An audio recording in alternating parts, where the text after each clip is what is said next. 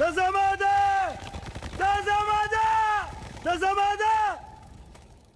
زمونږ په ټولنه کې داسې رواجونه شته چې مونږ ورته د پښتو نوم ورکوو، خو په اصل کې هغه نه په قرآن کې شته او نه په احادیثو کې شته. نو نن به مونږ د پښتنو په داسې رواجونو باندې خبرې کوو چې نه په قرآن کې شته او نه په احادیثو کې شته. السلام علیکم، زه یم حذیفه او تاسو ګورئ حذیفه سټوریز. پیلنی نمبر دی غږ کول. دا یو ډیر بد رواج دی چې یو سړی د یوې جینۍ په کور ډزې وکړي او اعلان وکړي چې دا زما ده. آیا په اسلام کې داسې شته؟ په اسلام کې نکاح له دواړو په خوښه ده، جبر او زور په نکاح کې نشته. دا یو د چا حق تیریده دي. سوره کله چې په دوه کورونو کې دښمني یا قتل وشي نو د صلح لپاره خپله لور یا خور مقابله کې ورکول چې د دې سره به صلح وشي. خو آیا داسې په اسلام کې څه شته که نه؟ موږ د ځان نه جوړ کړی دی.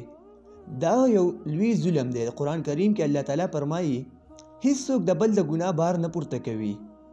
یوه بې ګناه جنۍ د بل چا د ګناه په سزا کې ورکول د انسانیت او د اسلام دواړو خلاف عمل دی. بل دی خور او لور د میراث نه حصه نه ورکول. ډیر پښتانه د غیرت په نوم باندې خور یا لور ته جایداد کې حق نه ورکوي او دا شرم ګڼي. په اسلام کې د دې څه حکم دی؟ په قرآن کریم کې د ښځو د میراث حق په واضح ډول ذکر شوی دی. د الله تبارک وتعالی قانون دی او له دې نه انکار یا د دې نه ورکول په ښکاره د الله د حکم سرکشي ده. په غم او بخادو کې بې ځای خرچې کول، په خیراتونو، مړو او ودونو کې داسې خرچې کول چې سړی ترې لاندې شي یا پوره واخلي.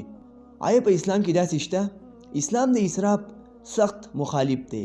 په مړي پسې درېیمه، اوومه او څلوېښتمه د ثواب په نیت کول په دین کې هیڅ اصل نه لري.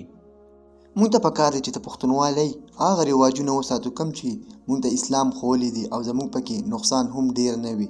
نو مونږ ته به د هر څه ډیر زیات اسان شي. والسلام.